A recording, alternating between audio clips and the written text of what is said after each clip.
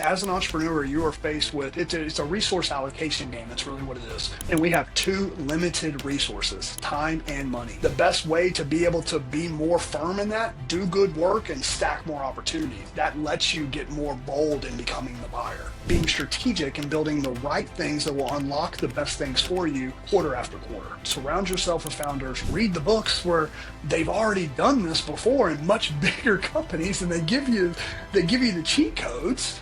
You apply those tactics, and then you have to rearrange everything to be able to break through that. Welcome back to Business Book Club Breakthroughs, the show where real founders share the books that are moving the needle for their companies, but more importantly, how they're applying these ideas to build stronger foundations, better teams, and healthier margins. I'm Christin Cherry, your business growth guide, and I help owners implement practical operational systems so they can scale their companies and elevate themselves as leaders. What I love most about these conversations is how relatable they get. Every guest you hear from is a member of the Business Book Club, and they're sharing what's clicked for them and the real changes they're seeing in their companies. If you've ever felt overwhelmed, stuck, or like you're working really hard and you're just not seeing the growth you want, today's episode is for you. Today's guest is Josh Cherry. He is founder and owner of Patient Convert, a lead generation agency for medical facilities. Josh, thank you so much for being here today. Kristen, thank you for having me. I'm so excited. Looking forward to it. All right, Josh. So let's just kick it off with tell us a little bit about you and what you're chasing in your business today. Yeah, I'll tell you, and this book club's perfect because I'm kind of I'm an entrepreneur, and I didn't start off that way. Kind of graduated straight out of high school, went into the Marine Corps, had a really safe job for the first 14 years of being an adult. But since then, as being my wife, we've been on an entrepreneurial journey ever since. So, read a lot of the books. I've found so much comfort in the books and just love them. But that's what I am. I'm an entrepreneur, and right now, that current vehicle that we're driving is Patient Convert. Yeah, my business partner is Cody. He was the CMO of the last business we built together, Dust Life Fitness, and wonderful human, and having a lot of fun building Patient Convert right now alongside Cody. Yes, you guys are definitely fun to watch in your growth run here. So paint the picture for us. I assume when you're building this beautiful company, and we all know the entrepreneurial journey is not an easy one, tell us which challenges you were facing before you found these books that you're going to talk about and what epiphanies you had. But first, tell us what challenges were you facing that just really needed to be solved? Yeah, it's most of the same challenges that we all face as entrepreneurs. It's the tough ones. It's everything you need to do to be able to break through that next ceiling, which usually is, things like Jim Collins would call it going from like a level 4 to a level 5 leader. Being able to figure out how you can do less better, how you can get your team to step up. And that's a hard transition where you've been kind of controlling and doing everything. And now you need to enable and create the systems and the right culture, really, that the team can now execute at a high level and continue to grow the business and break through those ceilings.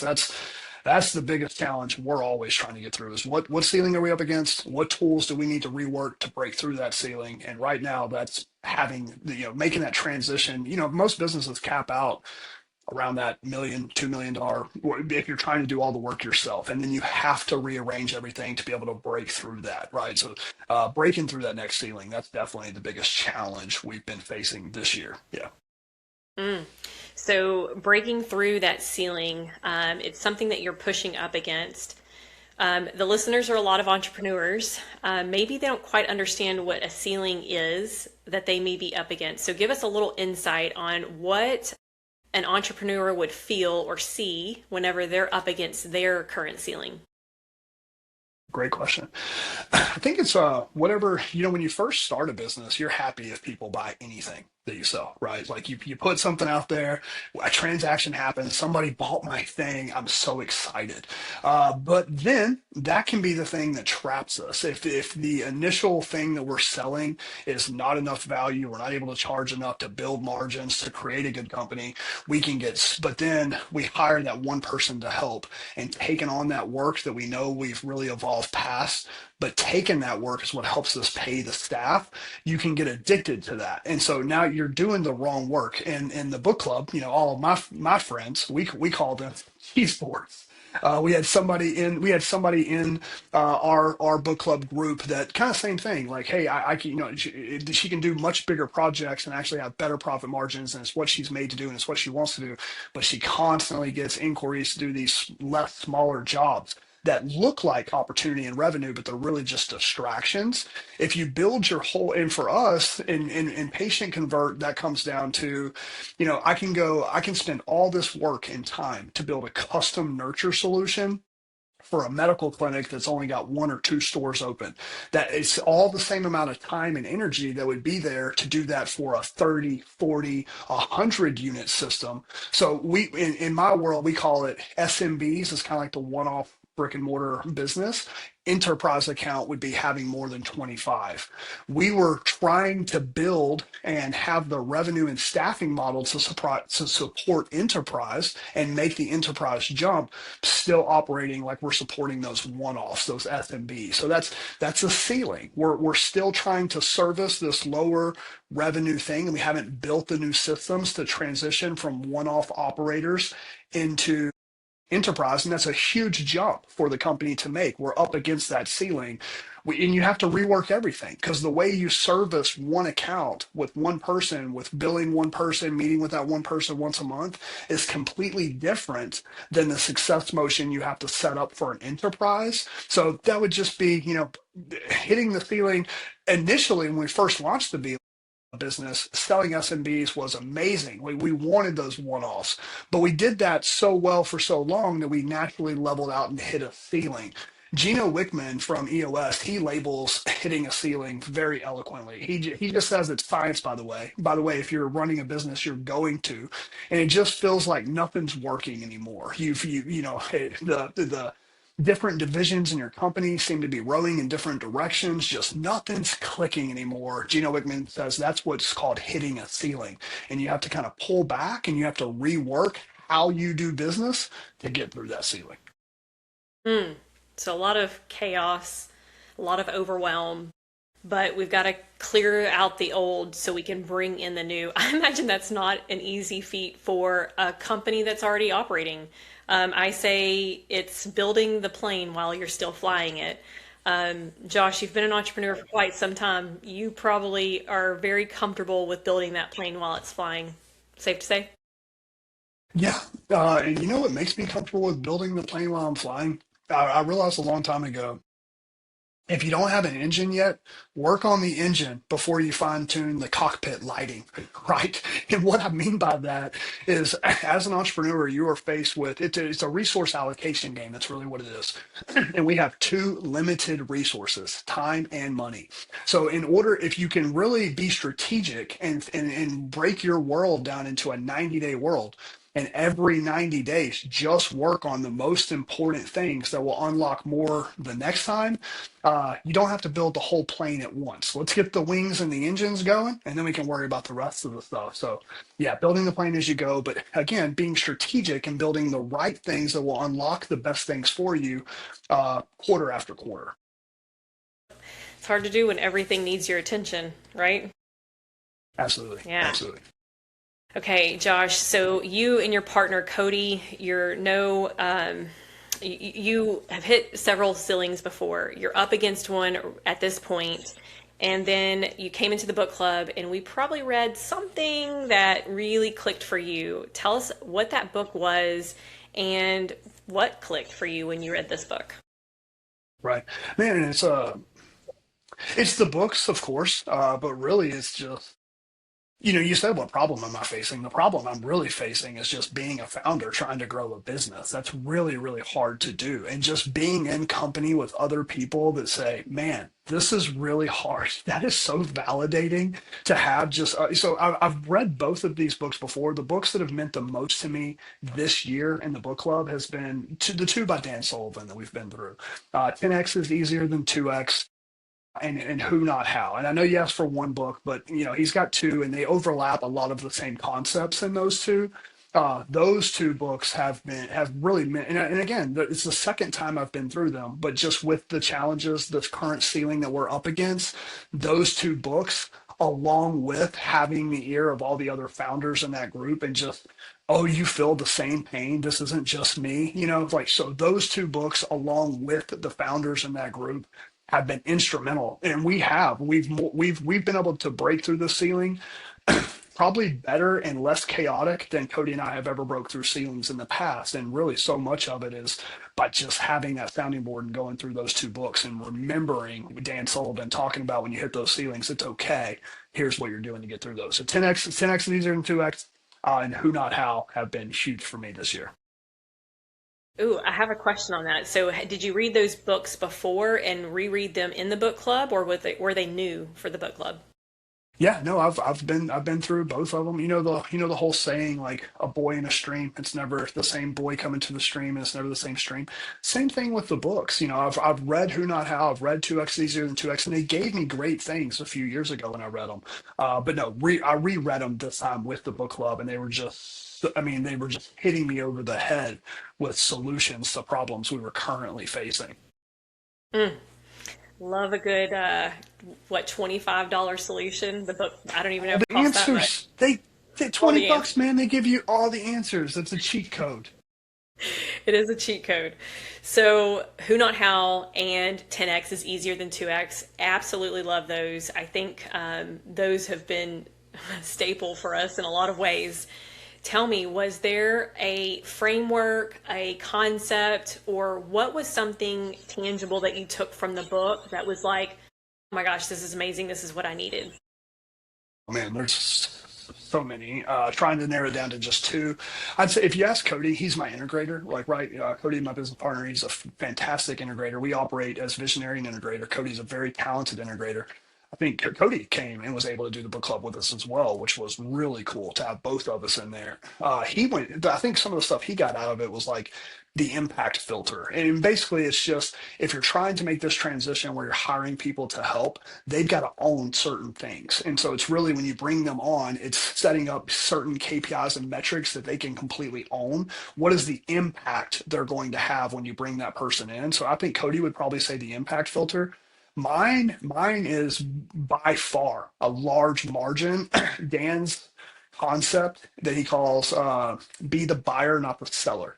And he talks about this in every facet of your life, being the buyer, not the seller. I'll tell you, without having the book, without going through and understanding how important holding the buyer mentality frame with clients is versus the seller, we would not have made this. We have really successfully made this one-off, one location jump to enterprise, going from one to plus 25. But along the way there, Dan says basically, even though I'm the vendor, I still get to choose who I work with. And if I do that, I mean, because we're really proud of what we've built at Patient Convert. We spend six figures every month to solve a really big problem, how to get these leads and contacts in medical facilities databases to actually walk through the door and spend money. If you want me to put that six figures towards solving your problem, like I'm buying that relationship also. I'm not trying to sell you my service. It's a buyer mentality. And when we made that, I'll tell you, when we went from charging one price, having to have a meeting with every one location, to now all of a sudden we can send one invoice, charge for 50 doors at one time, have one meeting. The only way to make that transition was truly holding that buyer frame. And we were able to make that adjustment, and it felt foreign at first. I'm calling and again, because I have the same pressure every other founder does. I have payroll that comes twice a month and it's terrifying every single time, right? So it would be really easy for me to make exceptions. And when we need that money to cover payroll, to just tell the client whatever they want to hear. But you guys know there's no end to that, right? Like if you try to always be the seller, if you're always selling, there's no end to what you can do. You can't ever really truly make the client happy. If you hold that true frame, that true buyer frame, even if you win the accounts, it's worth it for your team, So that's been the biggest one. Like I said, I think Cody would say the impact filter because that's really given him the tools to level up our team to take ownership and responsibility of things. Mine would be more with dealing with the clients, holding that buyer frame and like I am vetting you to see if we can come service you versus the other way around. And I'll tell you, Kristen, the first time we tried it, we decide we're going to do it. We're like, hey, let's call this one client. Let's try this out. And then to have them sell us for the next 20 minutes on how badly, and it's true too, again, because we're putting a ridiculous amount of effort and energy into the universe to solve this problem.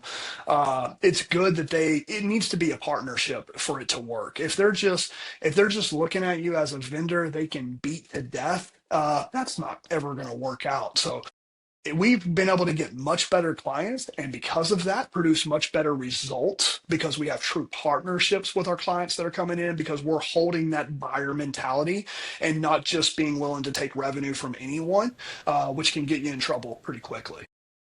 Mm. So we have to show up as the buyer, even if it's painful, because we know we need the revenue for a lot of different ways. But that buyer mentality does make you feel or come across more confident, right? And that's probably pretty critical whenever you are working with bigger enterprise accounts. Um, Cody Sanchez just posted something not too long ago, and it was her framework for, I think, sales or pushing things through. And it's three-letter acronym. The last letter is a W. I may be saying this wrong, but it's the walk away. Just walk away. Like don't hound, walk away. And it's true. It's not this facade. It's protecting your organization, I imagine. Josh, tell me what's that done for the team to know that you are turning away things to protect them? Like how are they responding to this? And you know that you already know that's the biggest benefit you get here is that you no longer, your team doesn't feel like you're just sacrificing them to go do crazy things that are never going to make it happy. The best phrase our team has learned these last 2 quarters of this year is maybe we're not the best fit for you anymore. And we tell clients that pretty quickly now instead of trying to bend over.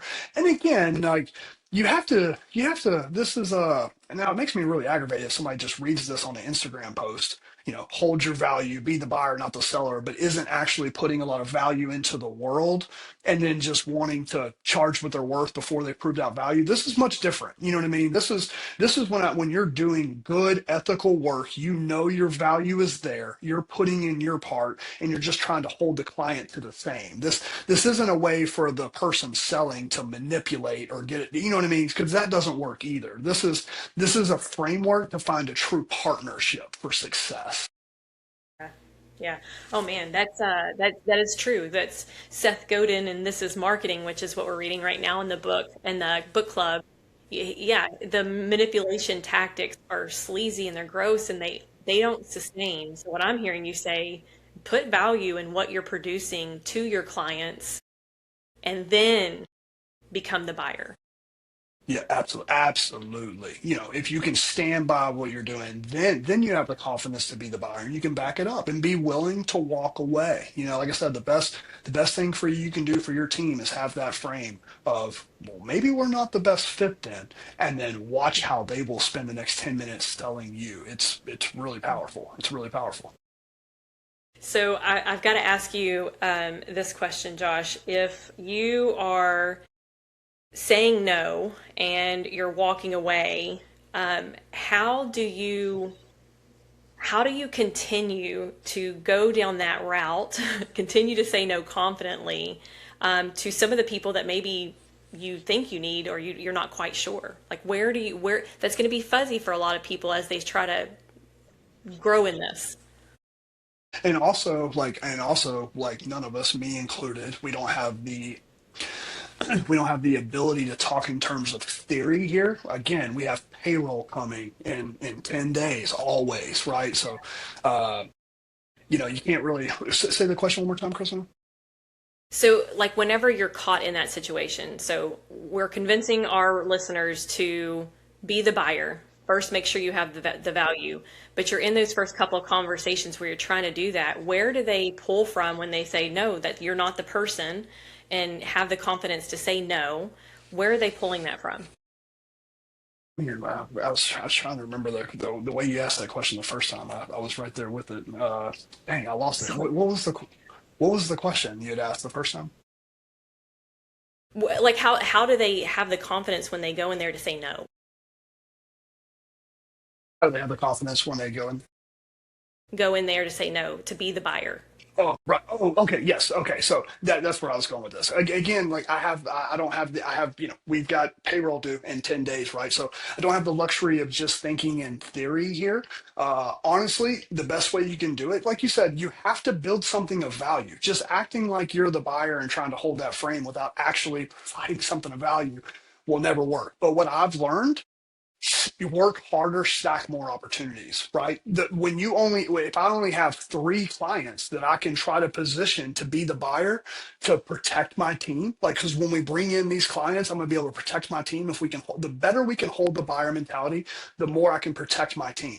If I have one opportunity that's paying all of our salaries, really hard to hold that frame. It really is, right? Because even if I try and they walk, all of our, so the more opportunities I stack, the less scary any one is. So that's really what I've taken from that, Kristen. Like the best way to be able to be more firm in that, do good work and stack more opportunities. That lets you get more bold in becoming the buyer.